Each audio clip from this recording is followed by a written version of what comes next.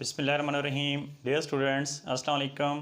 आज का बेटे जो हमारा टॉपिक है वो पीएच स्केल के बारे में। PH, what is pH? PH is the negative logarithm of molar concentration of hydrogen ions. क्या मतलब? हम देखते हैं पीएच। पहले तो ये एक डिफरेंस समझ लें, लिखते वक्त पास वक्त बच्चे ये गलती करते हैं, कैपिटल पी एच लिख देते हैं। कैपिटल पी, कैपिटल ही एच। कैपिटल अगर पी होगा that means symbol of phosphorus. Chemistry में अगर कैपिटल पी लिखा जाए तो उसका मतलब होता है सिंबल ऑफ फास्फोरस, इसलिए हम जो है इसको नहीं लिखते। अच्छा, अब ये यहाँ क्या लिखना है? स्मॉल लेटर्स पी एच लिखना है। स्मॉल पी एच का क्या मतलब? P H, P before symbol. ये जो देखें, ये हमारे पास हाइड्रोजन की सिंबल क्या आ गई? एच। इससे पहले जो पी है, पी बिफोर सिंबल, सिंबल से पहले जो पी है उसका क्या मतलब होता है? मीन्स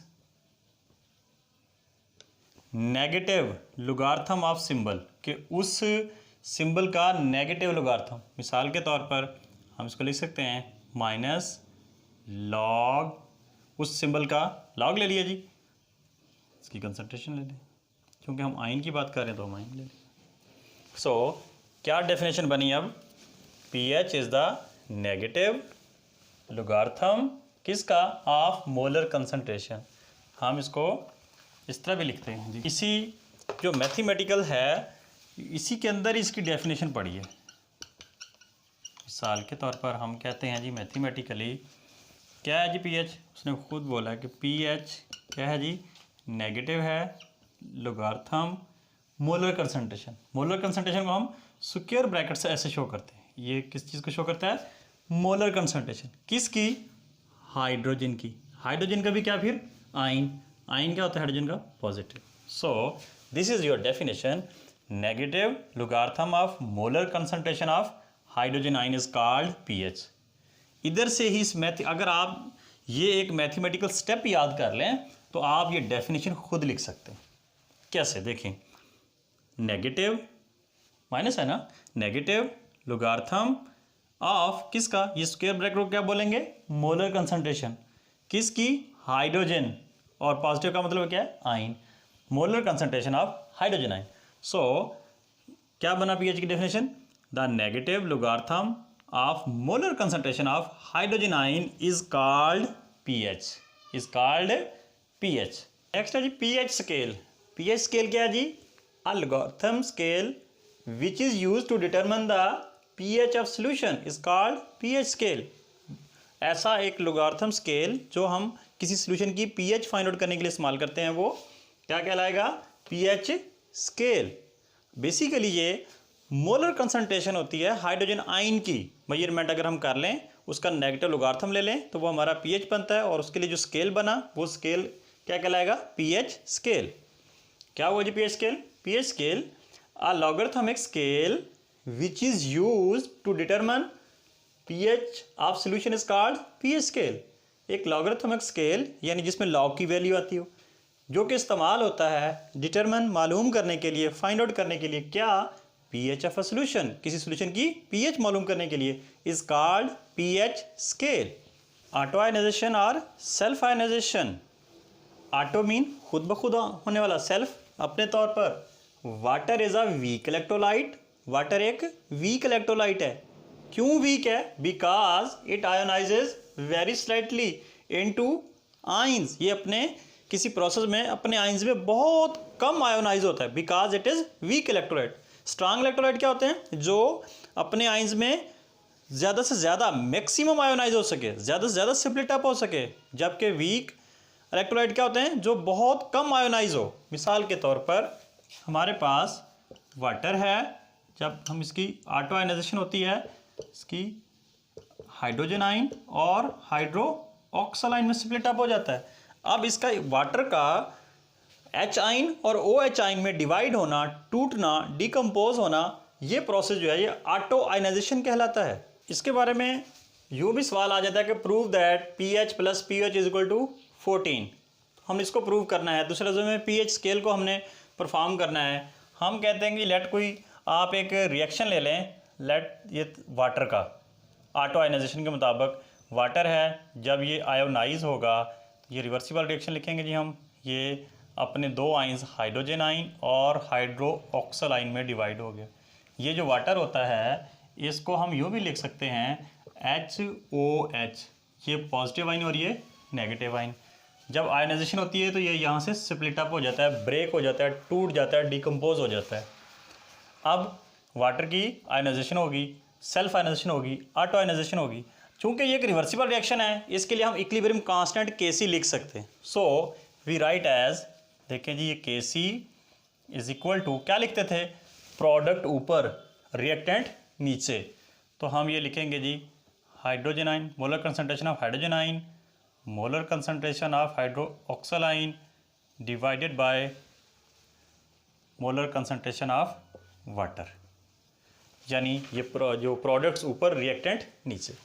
अब देखें इस रिएक्शन में इस वाटर की जो कंसंट्रेशन है ऑलमोस्ट सेम रहती है, कांस्टेंट रहती है, तो ये भी एक कांस्टेंट है, ये भी ऑलमोस्ट कांस्टेंट, तो हम दोनों कांस्टेंट्स को एक साइड पे इकट्ठा कर देते हैं। एक बात, दूसरी बात, इस बात को हम यूँ भी कह सकते हैं मैथमेटिकली अगर देखें ये H2O क्या हो रहा है, डिवाइड हो रहा है, डिनोमिनेटर है, इधर आएगा तो मल्टीप्लाई हो जाएगा। देखें जी ये Kc और ये साथ water, molar concentration of water, अब इधर इज इक्वल टू रहेगा जी हाइड्रोजन आयन की कंसंट्रेशन और ये हाइड्रोक्सल आयन की कंसंट्रेशन। अब इसको हम equilibrium constant Kc and molar concentration of water नहीं पढ़ेंगे, बल्कि जब ये दोनों इकट्ठे हो गए तो इसके लिए एक नया कांस्टेंट हम बोलेंगे, उसको बोलते हैं आयनिक प्रोडक्ट कांस्टेंट ऑफ वाटर। क्या नाम है जी उसका, हम कहेंगे जी आयनिक प्रोडक्ट, देखिए आयनिक प्रोडक्ट है ना बेसिकली, ये हाइड्रोजन आयन का और हाइड्रोक्सल आयन का क्या है, प्रोडक्ट, क्या बन गया वो, इज इक्वल टू यानी कांस्टेंट। ये आयंस किसके थे, वाटर के, तो हम कह देंगे जी ऑफ वाटर। मैथमेटिकली इसको कैसे लिखते हैं जी, इसको लिखते हैं जी KW, क्या बना जी, आयनिक प्रोडक्ट, यानी दो आयंस का प्रोडक्ट है, यानी मल्टीप्लाई हो रहे हैं, कांस्टेंट यानी ये कांस्टेंट हो गया इनका, किसका, वाटर का। तो हम इस इक्वेशन को लिख सकते हैं KW is equal to molar concentration of hydrogen ion and molar concentration of hydroxyl ion. ये हमारे पास एक वैल्यू आ गई। अब इस जो हमारे पास ionic product constant of water आया है, इसकी 25 डिग्री सेंटीग्रेड पर हमें वैल्यू गिवन है बुक में कि इस KW की क्या वैल्यू है। KW की वैल्यू गिवन है जी 1.0 एंड 10⁻⁻14 किस टेम्परेचर पर, एट 25 डिग्री सेंटीग्रेड। ये अगली क्लासेस में एक्सप्लेनेशन आएगी कि ये वैल्यू कैसे आई, यहाँ हमें सिर्फ वैल्यू गिवन है, हम उसी को सिर्फ यूटिलाइज करेंगे। सो मैथमेटिकली आप KW की जगह पर उसकी वैल्यू पुट कर दें। ये देखें जी मैंने लिखा जी 1.0 एंड 10⁻⁻14 इज इक्वल टू ये as it is molar concentration of hydrogen ion and molar concentration of hydroxyl ion. अब मैथमेटिकली आप इस स्टेप को इधर ले आएँ या इसको उधर ले जाएं, कोई फ़र्क नहीं पड़ता, ताकि आगे हमारे लिए थोड़ी सी इजी हो जाएगा इसको सॉल्व करना। मैं इसको इधर लिख देता हूँ, इसको इधर, इससे कोई फ़र्क नहीं पड़ेगा। ये देखें जी molar concentration of hydrogen ion इधर आ गया और ये molar concentration of hydroxyl ion is equal to 1.0 and 10⁻⁻14। अब देखें मैथमेटिकली देखें, ये जो 1.0 दिया गया है 10⁻⁻14 के साथ मल्टीप्लाई हो रहा है। अब देखें हमारे पास वैल्यू हो अगर 10, उसको हम 1 से मल्टीप्लाई करें तो आंसर 10 ही आता है। हमारे पास 20 दिया गया हो, आप चाहे इसको 1.0 से भी मल्टीप्लाई करके देख लें, आंसर वही 20 आना है। हमारे पास 5 दिया गया, उसको हम 1.0 से मल्टीप्लाई करें तो आंसर जो है हमारे पास 5 ही आना है।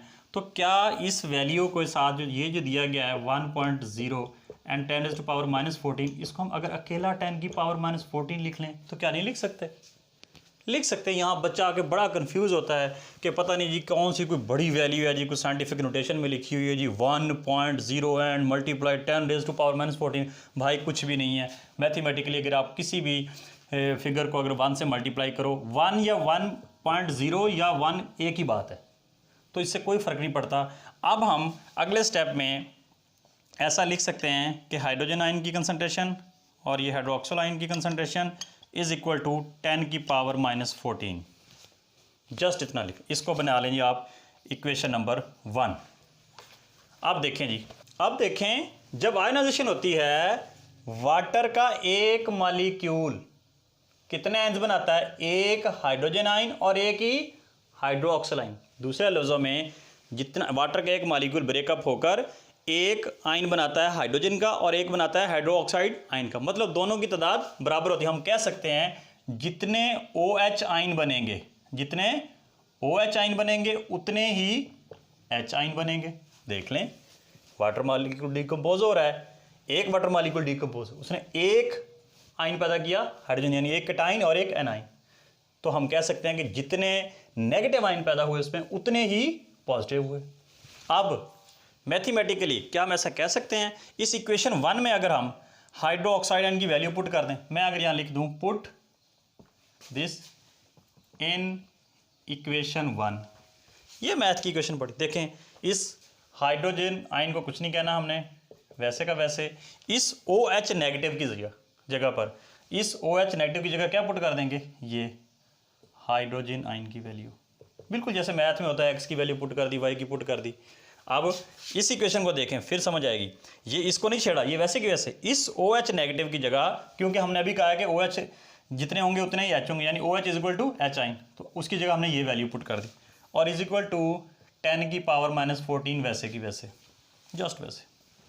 नाउ देखें जैसे मैथ में x को x के साथ मल्टीप्लाई करो तो क्या हो जाता है x², यहाँ हाइड्रोजन आयन दोनों का क्या हो जाएगा जी स्क्वायर। जब हम इसका प्रोडक्ट लेते हैं तो ये इसका आ गया जी स्क्वायर इज इक्वल टू 10 की पावर -14। अगर इस 14 को आसानी के लिए हम यूँ भी लिख सकते हैं 10 की पावर -7 का अगर मैं स्क्वायर ले लूँ तो बात तो एक ही है। लॉज ऑफ एक्सपोनेंट्स में मैथ में आपने पढ़ा होगा कि पावर के ऊपर जो स्क्वायर लेते हैं वो आपस में मल्टीप्लाई होंगे, मतलब ये 7 2s वही 14 माइनस वैसे का वैसे, मतलब इस -14 को आप लिख सकते हैं। ऐसा क्यों किया, अगला स्टेप जो है एक्चुअली हम इस स्क्वायर को ख़त्म करना चाह रहे हैं, तो उससे जो है हम स्क्वायर रूट लेंगे। हम अब यहाँ भी स्क्वायर है यहाँ भी स्क्वायर है, इस स्क्वायर को ख़त्म करना है। हम कहते हैं जी टेकिंग स्क्वायर रूट, यूँ ना समझे ये केमिस्ट्री है भाई, ये मैथ शुरू हो गया समझ, taking square root on both sides, दोनों साइडों की ले लें जी। अब देखें ये molar concentration of hydrogen ion का जो क्या था जी स्क्वायर था, ये 10 की पावर -7 का स्क्वायर था। हमने इधर भी स्क्वायर रूट ले लिया और इधर भी स्क्वायर रूट ले लिया। आप देखें इस स्क्वायर से ये स्क्वायर रूट कैंसिल, इस स्क्वायर से ये स्क्वायर रूट कैंसिल, तो हमारे पास वैल्यू क्या बची जी, molar concentration of hydrogen ion is equal to 10 की पावर -7। क्यों, ये जो स्क्वायर था, ये जो पावर 2 थी, ये तो इससे कैंसिल होगी, ये इससे कैंसिल होगी। अब ये हमारे पास वैल्यू बची। अब हमारे पास 10 की पावर -7, यहाँ हमारे पास दो प्रॉब्लम्स हैं। एक तो हमने इस पावर को नीचे उतारना है, हम चाह रहे हैं कि किसी तरीके से ये 10 ख़त्म हो जाए और ये पावर जो साथ आ जाए, पहला इशू। दूसरा इशू ये है हम कहते हैं नेगेटिव भी ख़त्म हो जाए, कोई ऐसा न्यूमेरिकल सिस्टम लाएंगे ये नेगेटिव भी ख़त्म हो जाए। अगर हमने मैथ में हमने पढ़ा था कि अगर एक लॉग का एक रूल है का पावर कम बिफोर लॉग, मिसाल के तौर पर हमारे पास लॉग x की पावर 3 दी गई हो, हम कहते थे power come before the log, कि ये जो पावर है वो शुरू में आ जाती है, लॉग के स्टार्ट में आ जाती है। बिल्कुल उसी तरह अब हम इसका पहले लॉग लेंगे फिर ये पावर नीचे आ सकती है। हम लिख देते हैं जी टेकिंग, अच्छा उस माइनस को ख़त्म करना है तो माइनस लॉग ले लें, माइनस माइनस प्लस हो जाएगा, taking negative log on both sides जी। Negative log of hydrogen ion concentration इस साइड पे भी ले लिया और नेगेटिव लॉग 10 की पावर -7 इधर भी ले लिया।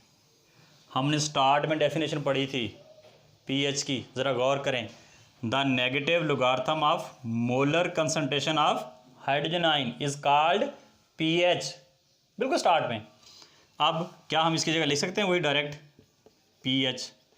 अब ये माइनस वैसे का वैसे, ये जो -7 है ये पावर है बेसिकली, ये कहाँ आएगी इस जगह पर, power come before the log, यानी लॉग से पहले आएगी। तो मैं इसको यूँ लिख देता हूँ -7, ये लॉग 10 बच गया। अब pH is equal to minus minus +7, log 10, calculator से आप log 10 की वैल्यू लें, वो कितनी आती है 1 आती है। तो pH इज इक्वल टू कितना आ गया जी हमारे पास 7। ये हमारे पास एक इक्वेशन आ गई कि pH की वैल्यू कितनी आ गई 7। ये जो pH की वैल्यू आई है, आप इसको इक्वेशन नंबर वो 1 बनाई थी, चलो आप इसको ना A बना लें। अब ये pH के लिए आप सिमिलरली करके भी लिख सकते हैं, pOH की भी 7 ही आएगी, लेकिन मैं आपकी बुक में नहीं दी गई pOH जो है इज इक्वल टू 7 कैसे आती है, मैं यहाँ उसको भी एक्सप्लेन कर देता हूँ। उसके लिए जो है हमें ये वैल्यू रखनी होगी, यहाँ स्पेस प्रॉब्लम है थोड़ा सा, मुझे थोड़ा सा ये ऊपर वाला रेज करना होगा, उसकी जगह मैं लिखता हूँ। ये देखें जी ज़रा जी स्टूडेंट्स, ये जो हमारी इक्वेशन नंबर 1 थी, आप इसको स्टार्ट में ले आए यहाँ ऊपर।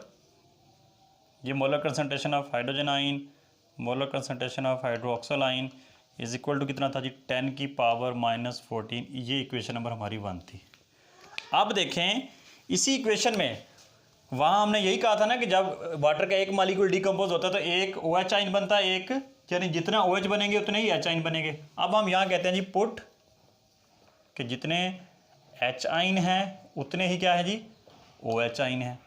अब कह दें पुट H आइन की जगह पर OH आइन पुट कर दें, किस में, इन इक्वेशन 1 यही। यानी पहले इसमें क्या किया था, OH की जगह पर आपने H की वैल्यू पुट कर दी थी। अब उलट काम करना है कि H की जगह पर OH लगा देना है। देखें इस H की जगह पर मैं ये OH नेगेटिव, एक ये ऑलरेडी खुद से है OH negative is equal to 10 की पावर -14। अब ये सेम है, ये क्या हो गया स्क्वायर हो गया, OH यानी हाइड्रोक्सिल आइन का स्क्वायर हो गया जी 10 की पावर -14। उस -14 को आप उसी तरह लिख सकते हैं जैसे उसमें हमने किया था -7 का स्क्वायर, सेम वही एज इट इज़। देखें बिल्कुल ऐसे ही चलेगा। Taking square root on both side, square ख़त्म करने के लिए taking square root on both sides, क्या होगा जी, ये हमारे पास OH नेगेटिव यानी स्क्वायर इज इक्वल टू 10 की पावर -7, फिर उसका स्क्वायर था। ये इधर भी स्क्वायर रूट ले लिया जी, इधर भी, ये स्क्वायर से स्क्वायर कैंसिल हो गया, स्क्वायर से स्क्वायर रूट कैंसिल हो गया। अब इधर बच गया OH नेगेटिव, यहाँ 10 की पावर -, सेम वही पैटर्न, जस्ट H की जगह OH आ रहा है। फिर क्या किया था, अब इस माइनस को भी ख़त्म करना है, पॉजिटिव बनाना है, और 7 को भी इधर लाना है। तो taking negative log on both side, taking minus या negative log on both sides, लिखें जी माइनस लॉग हाइड्रोक्सिल आइन और ये नेगेटिव लॉग 10 की पावर -7। अच्छा, जिस तरह था कि negative log of molar concentration of hydrogen आइन pH था, बिल्कुल इसी तरह pH की डेफिनेशन क्या होगी जी, negative log of molar concentration of hydroxyl ion is called pOH। तो ये माइनस यहाँ आ जाएगा, ये लॉग 10, ये pOH is equal to minus plus हो जाएगा, और ये लॉग की वैल्यू 1। तो हम ये कह सकते हैं कि हमारे पास जो pOH, बल्कि मैं इसको यहाँ से रेज कर देता हूँ मुझे। अब फाइनल हमारे पास pOH की वैल्यू कितनी आ गई 7। इसको वहाँ आपने उसको A बनाया था, इसको आप B बना लें। इसको क्या बना लें जी, B। लो जी, हमने प्रूव क्या करना था, pH + pOH is equal to 14। अब इस A और B को हमने ऐड करना है, A और B को क्या करना है जी, ऐड करना है। एट द एंड यहाँ रेज करके लिख लें, चलो, बल्कि इधर जगह है, बस जस्ट इतना लिखना है कि जी by adding equation A and B, right में राइट साइड ऐड कर दें। देखें pH प्लस ये pOH, लेफ़्ट में लेफ़्ट ऐड कर दी, राइट में ये 7 प्लस वो 7, तो कितना आ गया जी 14। तो पता चला कि जी हमारे पास pH + pOH is equal to 14 आ गया जी। ये है जी प्रूफ आपका।